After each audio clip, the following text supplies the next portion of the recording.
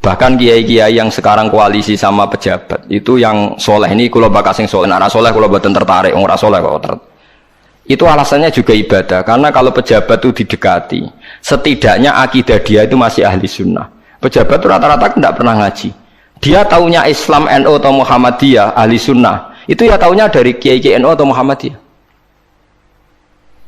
Jadi kalau adat yang dekati itu NU, ya adatnya NU, Muhammadiyah, Muhammadiyah. Kalau adat yang dekati Syiah, ya Syiah. Kalau apa, ya apa.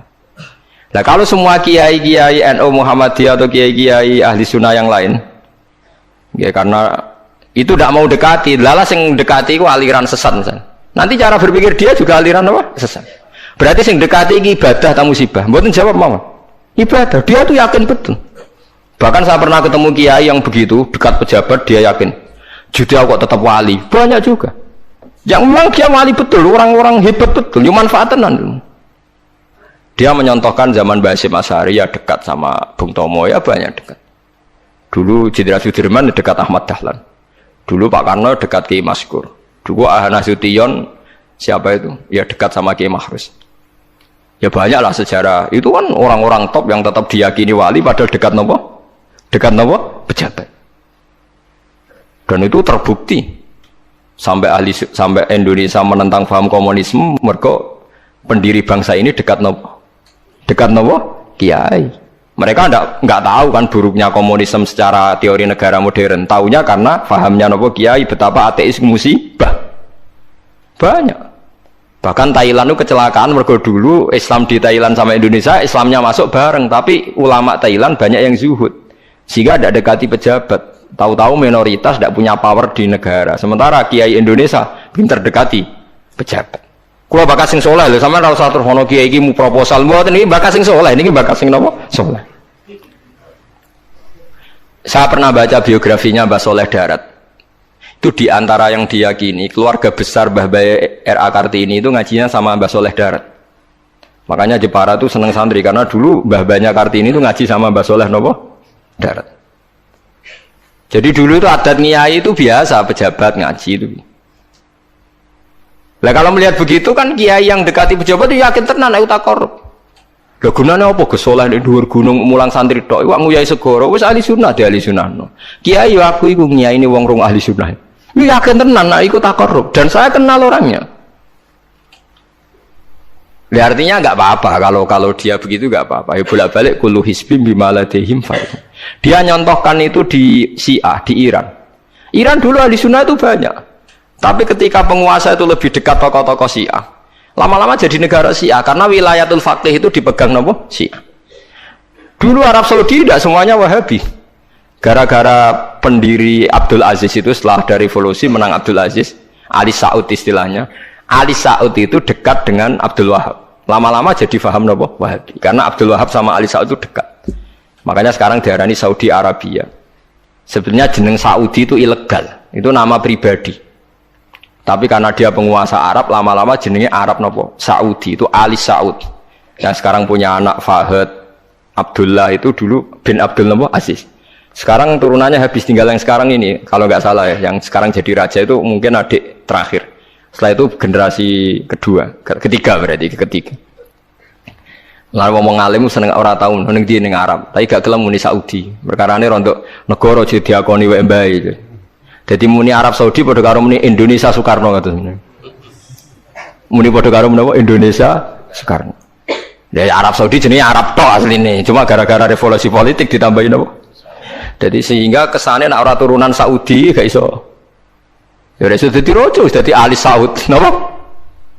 Jadi kayak cuma melok-melok ngomong paham, wis pokoke ben ro.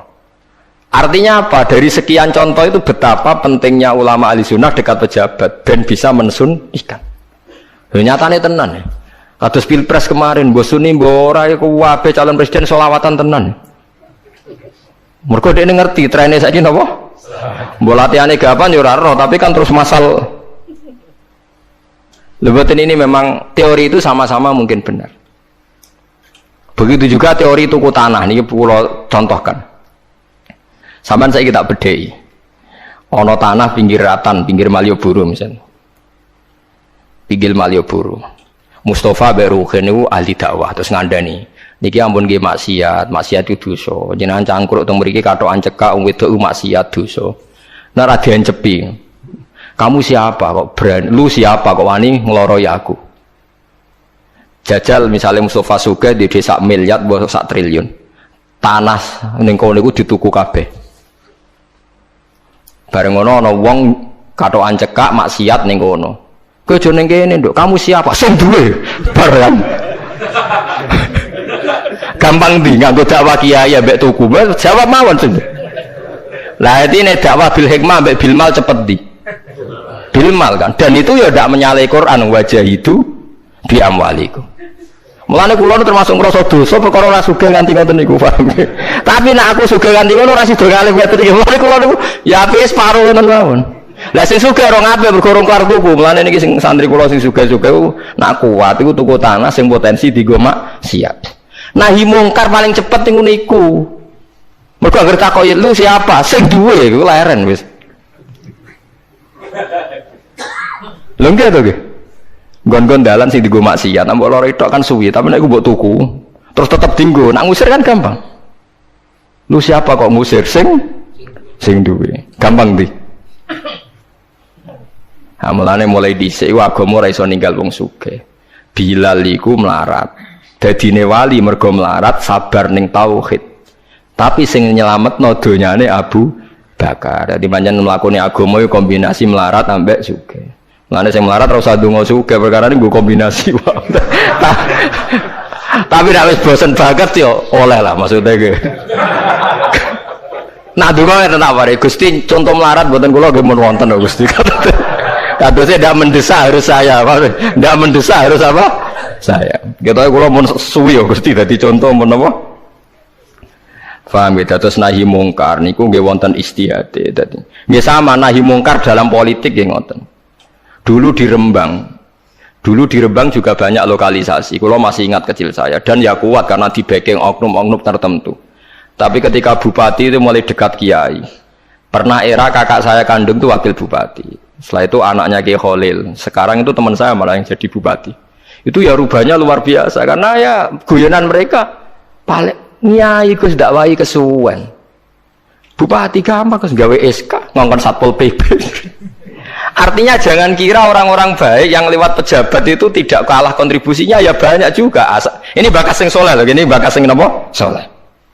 Artinya kullu hisbim bima ladaihim farihun. Yang yakin dengan kebaikan bentuk ini juga banyak. Kowe aja mau meyakini dhewe apik kok Mustafa langgare cilik tetep istiqomah nak bar wiridan ora donya. Iku ya apik, tapi dene ya ben yakin bener dhewe ben terus. Nah dene yakin terus calon bupati malah dadi kan. Tapi jangan merasa benar sendiri. Ya yakin saja kalau dia benar. Tapi jangan yakin benar sendiri karena dia tidak bisa bikin SK untuk membubarkan tempat maksiat. Utawa ora iso tuku tanah sing dienggo napa? Maksiat. Jadi pilihannya bubarno niku. Nah sampean takok, lah nek ngono ulama ra kalah, goblok kena ulama kalah. Ulama tetap paling bener. Perkarane piye? Wong sugih mau iso ngusir wong maksiat kok tanahe ning tanah liya, tapi ora iso ngilangno maksiat mentale wong iku. Lha iku sing rada betah ngilangno sak mentale iku ulama. Mulane ulama takoki, "Lah kok iso tapi sampean ora iso ngusir kok gon maksiat, tapi mau pindah tok wonge tetep maksiat." Lah sing iso nobatno iku ulama. Ya rada menang-meneh maksudnya ya rada lumayan. Mulane kula nganti saiki jek susah. Kula nate maca kitab ana cerita, muga-muga ora bener cerita iku, tapi kula kadung maca. Ajane nyesal kula maca niku. Tapi kula kadung napa maca. Dadi ana wong mati syahid, wong melarat, wong lomo sugih ambek kiai alim niku ning pintu swarga. Wis jelas mlebu swarga. Lha iso bantah-bantahan. Jare sing mati syahid saya dulu karena jelas di hadis-hadis sahih itu mati syahid itu spesial. Jadi saya paling berhak masuk dulu. Jare sing melarat enggak. Di hadis-hadis orang melarat sabar itu spesial, jadi saya dulu. Jadi sing sugih ndak, orang kaya dermawan itu spesial, jadi saya dulu. Ulamae menengae roh wong telu goblok bantah-bantahan ulamae menengae. Bareng menengae, ulamae wong jan ulama kan ya meneng, ndekne lah ya bingung karena ulama kan banyak pertimbangan, sing marahi iku ndekne kabeh. Akhirnya Allah ngutus Jibril, ya Jibril. Beri keputusan sama mereka. Ya Jibril kan malaikat paling terpelajar. Jibril takok. Hei kira sabar, kowe kok nak kira sabar mlebu swarga, jare sapa? Jarene ulama. Aja disiki gurum ya. Nggih, sepakat berarti satu sepakat. Sugih dermawan, kowe kok roh nak ngono iku apik jare sapa? Nggih jare kiai. Aja disiki gurumu. Berarti dua sepakat. Paham nggih? Mati syahid, kowe kok roh nak syahid ganjarane gede. Kata Pak ulama, aja disiki gurumu. 3 orang ini sudah ikhlas ulamanya dulu karena 3 orang tahu itu dari apa ulama. Ya berarti sepakat kan ulamanya dulu. Iya ya Jibril kita sepakat. Ulamanya sira gelem. Masalah sing mondokno kula niku. Gitu-gitu. Sampai sing marat itu gerutu, sing sugih menangan mulai dulu kan itu akhirat. Karena deh sing ulama iku ora wani disiki sing biayai iku ora wani. Kenapa kok mandek niku Jibril sing biayai kula niku. Akhirnya balik si menang kan sama seperti hukum dunia kan wong sugih menangan. Kayak kalau cerita itu muga-muga ora tenan. Nek kula kadung maca ora digetun kula maca cerita. Karena akhirnya ulamanya kalah kan pas padahal 3 orang ini sudah sepakat. Cara kalau ulama pokoknya mlebu ora syarat terang. Artinya terus mlebu ae ora usah nerangno.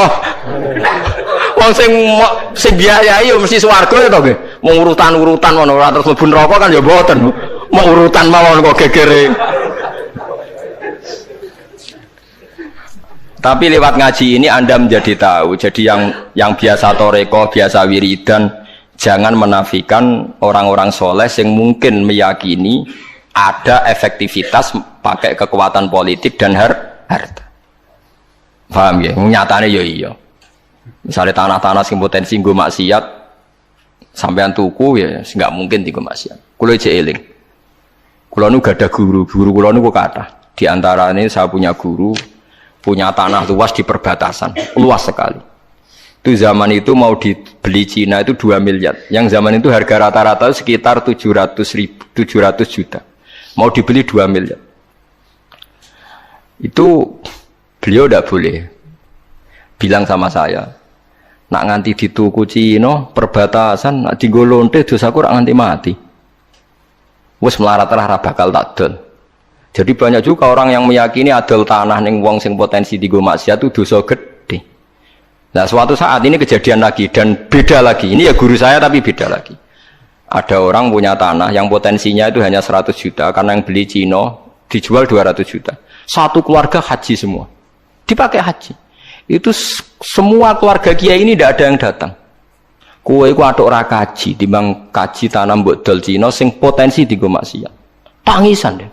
Dibatal ora iso. Artinya banyak juga orang yang punya strategi sampai begitu, nganggep begitu itu jihad, menguasai tanah itu apa? Jihad. Karena dengan kita kuasai untuk sujud ya kita, yang taat ya kita, mengendalikan untuk apa juga kita. Oke, dengan kita punya kan mengendalikannya ya kita, untuk apa ya kita. Dengan tidak punya, ya tidak kita kan.